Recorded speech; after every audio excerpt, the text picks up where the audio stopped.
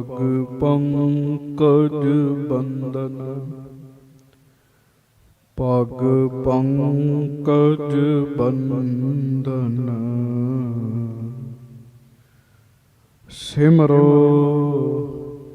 ਅੰਗਦ ਦੋਖ ਨਿਕੰਦਨ।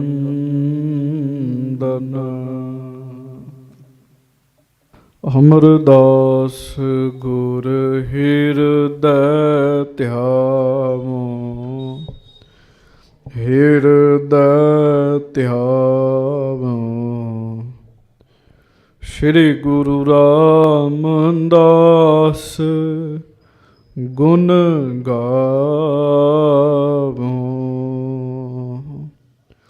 ਸ੍ਰੀ ਅਰਜਨ ਬਿਘਨਨ ਕੇ ਨਾਸਕ, ਬਿਘਨਨ ਕੇ ਨਾਸਕ। ਸ਼੍ਰੀ ਹਰਗੋਬਿੰਦ ਸ਼ੁਭ ਸੁਮਤ ਪ੍ਰਕਾਸ਼ਕ।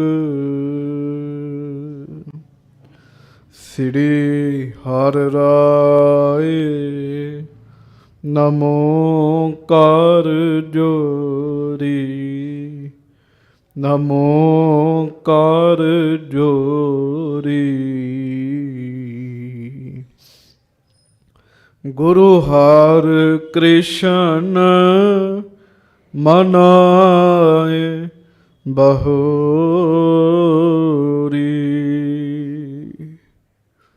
ਗੁਰੂ ਤੇਗ ਬਹਾਦੁਰ ਪਰਮ ਕਿਰਪਾਲਾ, ਵਾਹਿਗੁਰੂ ਪਰਮ ਕਿਰਪਾਲਾ।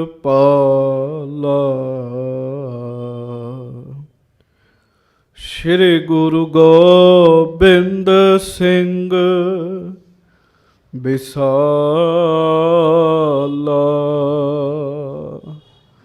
ਤਰੋਂ ਧਰਾ ਪਰ ਪੁੰਨ ਪੁੰਨ ਸੀਸਾ, ਪੁੰਨ ਪੁੰਨ ਸੀਸਾ।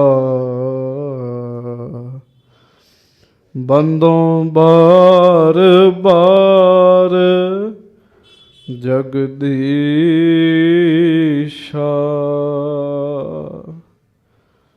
ਜਿਸ ਮਹਿ ਅੰਮ੍ਰਿਤ ਗਿਆਨ ਹੈ, ਮਾਣਕ ਭਗਤ ਬੈਰਾਗ। ਸ਼੍ਰੀ ਗੁਰੂ ਗ੍ਰੰਥ ਸਾਹਿਬ ਉਦਦ, ਬੰਦੋਂ ਕਰ ਅਨੁਰਾਗ। ਏਕ ਓੰਕਾਰ ਸਤਿਗੁਰੂ, ਤਿਹ ਪ੍ਰਸਾਦ ਸਚ ਹੋਏ। ਵਾਹਿਗੁਰੂ ਜੀ ਕੀ ਫਤਿਹ। ਬਿਘਨ ਬਿਨਾਸ਼ਨ ਸੋਏ। ਸਤਨਾਮ ਸ੍ਰੀ ਵਾਹਿਗੁਰੂ ਸਾਹਿਬ ਜੀ। ਚੌਪਈ। ਦਿਵਸ ਬਸੋਏ ਕੋ ਤਬ ਆਇਓ, ਪ੍ਰਭੂ ਵਹਿਰ ਦੀਵਾਨ ਲਗਾਇਓ। ਬਹੁ ਸੁੰਦਰ ਬਹੁ ਬਿਧ ਫਰਸ਼ ਕਰਾਇਓ, ਗਿਲਮ ਗਲੀਚੇ ਬਹੁਤ ਡਸਾਇਓ। ਦਿਵਸ ਬਸੋਏ ਕੋ ਤਬ ਆਇਓ। ਗਰੀਬ ਨਵਾਜ ਸੱਚੇ ਪਾਤਸ਼ਾਹ, ਦੀਨ ਦੁਨੀਆ ਦੇ ਮਾਲਕ, ਚਵਰ ਛਤਰ ਤਖਤ ਦੇ ਮਾਲਕ, ਸਮਰੱਥ ਗੁਰੂ ਪ੍ਰਤੱਖ ਗੁਰੂ, ਦੀਨ ਦਿਆਲ ਕਿਰਪਾਲ ਮਿਹਰਬਾਨ, ਸਦਾ ਹੀ ਦਿਆਲੂ, ਸਦਾ ਹੀ ਕਿਰਪਾਲੂ, ਸਦਾ ਹੀ ਮਿਹਰਬਾਨ, ਸਦਾ ਹੀ ਬਖਸ਼ਿੰਦ। ਦਾਸਾਂ ਗਰੀਬਾਂ ਸਿੱਖਾਂ ਸੇਵਕਾਂ, ਆਪਣਿਆਂ ਪਿਆਰਿਆਂ ਦੀ ਸਦਾ ਹੀ ਇੱਜ਼ਤ ਪੱਤ ਰੱਖਣ ਵਾਲੇ, ਦਇਆ ਕਰਨ ਵਾਲੇ, ਰਹਿਮਤਾਂ ਕਰਨ ਵਾਲੇ, ਬਖਸ਼ਿਸ਼ਾਂ ਕਰਨ ਵਾਲੇ, ਧੰਨ ਧੰਨ ਸੱਚੇ ਪਾਤਸ਼ਾਹ ਗਰੀਬ ਨਵਾਜ ਸਤਿਗੁਰੂ ਜੀ। ਧੰਨ ਧੰਨ ਸ਼੍ਰੀ ਗੁਰੂ ਗ੍ਰੰਥ ਸਾਹਿਬ ਜੀ ਮਹਾਰਾਜ। ਧੰਨ ਧੰਨ ਸ਼੍ਰੀ ਗੁਰੂ ਗ੍ਰੰਥ ਸਾਹਿਬ ਜੀ ਮਹਾਰਾਜ। ਸੱਚੇ ਪਾਤਸ਼ਾਹ ਜੀ ਦੀ ਪਾਵਨ ਪਵਿੱਤਰ ਹਾਜ਼ਰੀ ਦੇ ਵਿੱਚ ਸੁਭਾਏਮਾਨ ਸਤਿਗੁਰੂ ਜੀ ਦੀ ਪਿਆਰੀ ਸਾਜੀ ਨਵਾਜੀ ਗੁਰੂ ਰੂਪ ਗੁਰੂ ਸਵਾਰੀ ਗੁਰੂ ਪਿਆਰੀ ਸੰਗਤ ਜੀਓ, ਸਤਿਗੁਰੂ ਜੀ ਨੇ ਆਪਾਂ ਸਾਰਿਆਂ ਉੱਤੇ ਕਿਰਪਾ ਕੀਤੀ ਹੈ।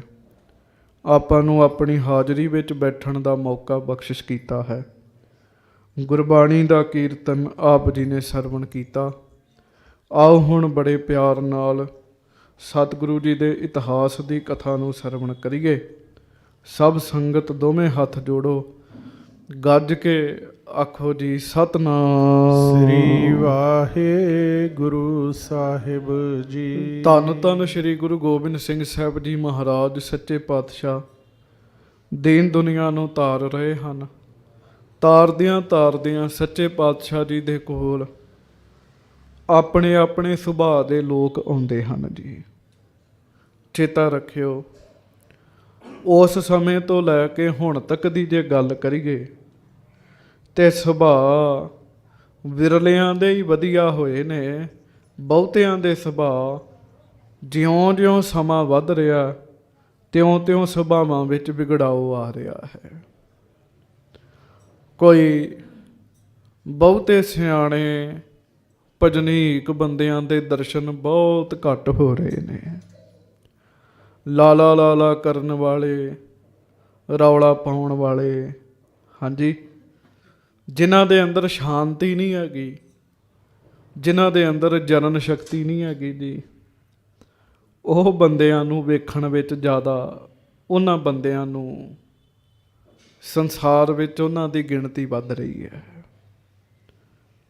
ਆਖੋ ਵਾਹਿਗੁਰੂ ਵਾਹਿਗੁਰੂ। ਪਰਮੇਸ਼ਰ ਜੀ ਦਾ ਭਜਨ ਘਟ ਰਿਹਾ ਜ਼ਿੰਦਗੀ ਵਿੱਚ, ਤੇ ਭਜਨ ਦੀ ਥਾਂ ਜਿਹੜੀ ਹੈ ਸਾਧ ਸੰਗਤ ਦੀ, ਉਹ ਨਿੰਦਿਆ, ਚੁਗਲੀ, ਵਿਸ਼ੇ ਵਿਕਾਰ ਤੇ ਫੋਨ ਨੇ ਲੈ ਲਈ ਹੈ। ਜਿਹੜਾ ਬੰਦਾ ਫੋਨ ਦੇ ਉੱਤੇ ਜਿੰਨੀ ਜ਼ਿਆਦਾ ਫੇਸਬੁੱਕ, ਇੰਸਟਾਗ੍ਰਾਮ, ਵਟਸਐਪ ਇਹ ਚੀਜ਼ਾਂ ਚਲਾ ਰਿਹਾ, ਉਹ ਓਨਾ ਹੀ ਅਸ਼ਾਂਤ ਪਾਇਆ ਜਾ ਰਿਹਾ ਹੈ। ਇਹ ਦੁਖਾਂਤ ਹੈ ਸਾਧ ਸੰਗਤ ਜੀ। ਉਹਨਾਂ ਦੇ ਅੰਦਰ ਸ਼ਾਂਤੀ ਨਹੀਂ ਤੇ ਹੈਗੀ। ਅੱਜ 2-4 ਦਿਨ ਹੋ ਗਏ, ਰਾਤ ਨੂੰ ਕਿਤੇ ਫੇਸਬੁੱਕ ਬੰਦ ਹੋਈ ਜੀ, ਲਾਲਾ ਲਾਲਾ ਹੋ ਗਈ ਵਟਸਐਪ ਦੇ ਉੱਤੇ ਜੀ। ਹਾਂਜੀ, ਵੀ ਪਤਾ ਨਹੀਂ ਕੀ ਹੋ ਗਿਆ ਹੋਵੇ ਜੀ। ਇੰਸਟਾਗ੍ਰਾਮ ਬੰਦ ਹੋ ਗਿਆ ਜੀ, ਬੜਾ ਰੌਲਾ ਪੈ ਗਿਆ ਜੀ, ਵੀ ਪਤਾ ਨਹੀਂ ਕੀ ਪਹਾੜ ਟੁੱਟ ਪਿਆ। ਕਿਉਂ ਜੀ? ਆਧਾਰ ਨਹੀਂ ਸਾਡਾ ਸਹੀ ਹੈਗਾ। ਇਹਨਾਂ ਚੀਜ਼ਾਂ ਨੂੰ ਬੰਦਿਆਂ ਨੇ ਆਸਰਾ ਬਣਾ ਲਿਆ। ਇਹਦੇ ਕਰਕੇ ਸਾਡੀਆਂ ਉਮਰਾਂ ਵੀ ਘਟ ਰਹੀਆਂ ਨੇ, ਟੈਨਸ਼ਨ ਵੱਧ ਰਹੀ ਹੈ। ਵੱਡੀ ਗੱਲ, ਅੰਦਰ ਸ਼ਾਂਤੀ ਨਹੀਂ ਰਹਿ ਗਈ ਜੀ। ਤੁਸੀਂ ਬੈਠੇ ਹੋ, ਕੋਈ ਵਿਰਲਾ ਬੰਦਾ ਜਿਹਦੀ ਸੁਰਤ ਟਿਕੀ ਹੋਏ ਜੀ, ਨਹੀਂ ਤੇ ਸਾਡਾ ਸਾਰਿਆਂ ਦਾ ਧਿਆਨ ਇੱਧਰ ਉੱਧਰ ਖਿੰਡਿਆ ਹੈਗਾ ਇਸ ਸਮੇਂ ਜੀ। ਜੇ ਨਹੀਂ ਖਿੰਡਿਆ ਤੇ ਦੱਸੋ। ਇੱਕ ਸਮੇਂ ਦਿਮਾਗ ਦੇ ਵਿੱਚ ਪਤਾ ਨਹੀਂ ਕਿੰਨੀਆਂ ਕੁ ਗੱਲਾਂ ਤੁਰੀਆਂ ਫਿਰਦੀਆਂ ਜੀ। ਇੱਕ ਗੱਲ ਨਹੀਂ ਜੀ, ਪਤਾ ਨਹੀਂ ਕਿੰਨੀਆਂ ਕੁ ਗੱਲਾਂ ਤੁਰੀਆਂ ਫਿਰਦੀਆਂ। ਤੇ ਇਹਨਾਂ ਗੱਲਾਂ ਦੇ ਵਿੱਚ ਜਿਸ ਰੱਬ ਨੂੰ ਅਸੀਂ ਚੇਤਾ ਕਰਨਾ ਸੀ, ਉਹ ਰੱਬ ਸਾਨੂੰ ਭੁੱਲਦਾ ਜਾ ਰਿਹਾ ਜੀ। ਧੰਨ ਮਹਾਰਾਜ ਸੱਚੇ ਪਾਤਸ਼ਾਹ ਜੀ ਦੀ ਬਾਣੀ ਕਹਿੰਦੀ, ਸਭੇ ਗੱਲਾਂ ਵਿਸਰਨ, ਬੋਲੋ ਸਭੇ ਗੱਲਾਂ ਵਿਸਰਨ। ਸਾਰੀਆਂ ਗੱਲਾਂ ਦਾ ਚੇਤਾ ਭੁੱਲ ਜੇ, ਇੱਕੋ ਵਿਸਰ ਨਾ ਜਾਓ। ਰੱਬ ਦਾ ਚੇਤਾ ਨਾ ਭੁੱਲੇ ਜੀ, ਰੱਬ ਦਾ ਚੇਤਾ ਨਾ ਭੁੱਲੇ ਜੀ। ਸ਼ਾਂਤੀ ਤੁਹਾਨੂੰ ਪਰਮਾਤਮਾ ਦੇ ਨਾਮ ਨੇ ਦੇਣੀ ਹੈ, ਉਹਦੇ ਚਿੰਤਨ ਨੇ ਦੇਣੀ ਹੈ। ਮੈਨੂੰ ਮਾਫ ਕਰਿਓ, ਆ 1.5 2 ਲੱਖ ਦੇ ਜਿਹੜੇ ਜੇਬ 'ਚ ਪਾਏ ਆ, ਇਹਨਾਂ ਨੇ ਸ਼ਾਂਤੀ ਨਹੀਂ ਦੇਣੀ ਸਾਨੂੰ ਜੀ।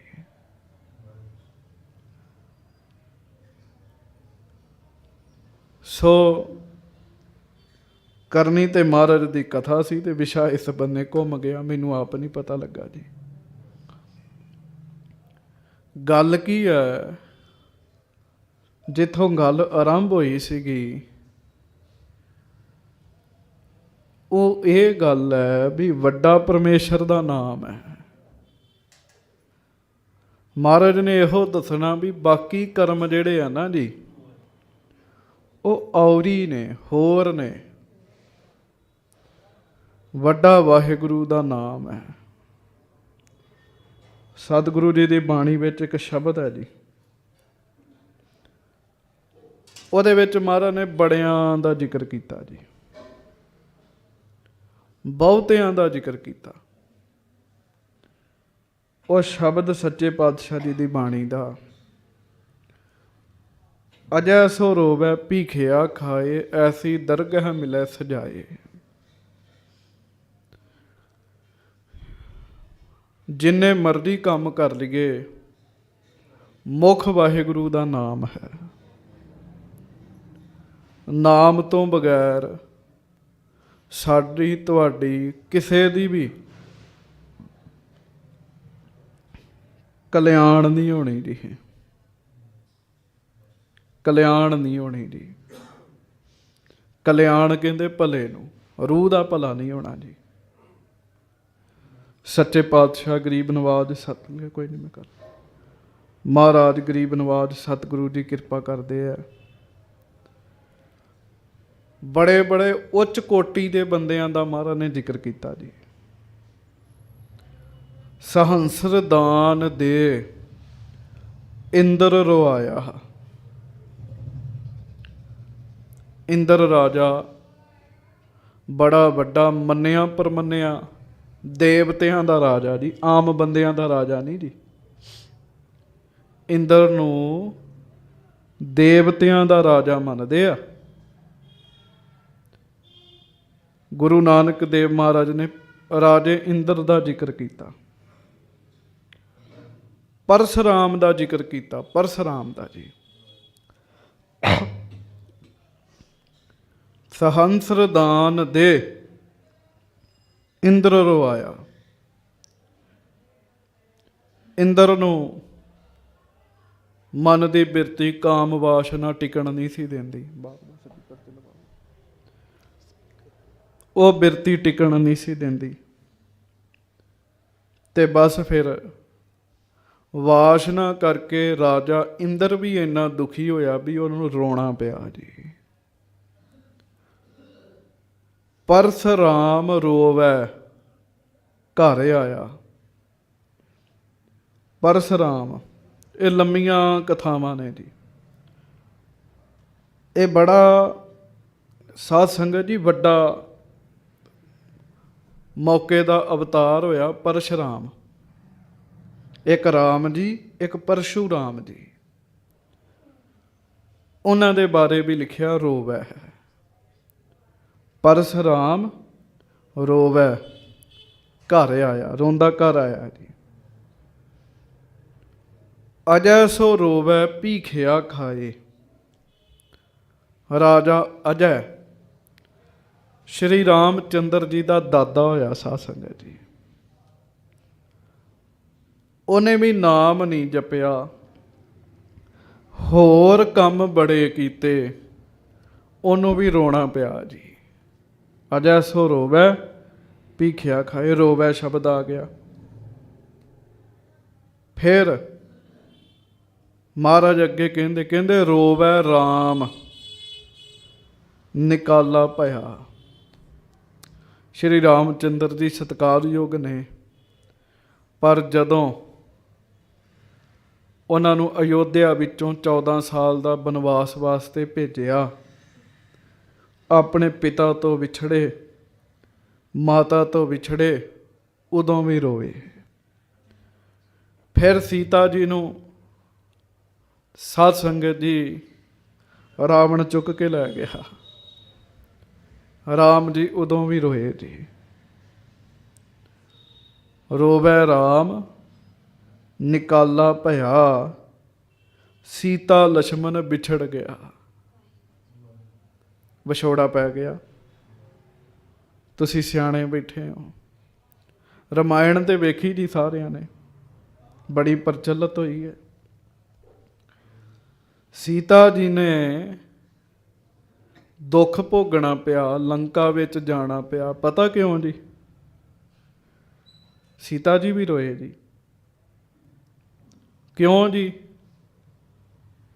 ਕਿਉਂਕਿ ਸਾਧ ਸੰਗਤ ਜੀ, ਉਹਨਾਂ ਨੇ ਰਾਮ ਜੀ ਦੀ ਖਿੱਚੀ ਹੋਈ ਲਕੀਰ, ਵਾਹਿਗੁਰੂ ਲਛਮਣ ਜੀ ਦੀ ਖਿੱਚੀ ਹੋਈ ਲਕੀਰ, ਜਿਹਨੂੰ ਲਛਮਣ ਰੇਖਾ ਕਹਿੰਦੇ ਲੋਕ, ਉਹ ਪਾਰ ਕਰ ਲਈ ਜੀ।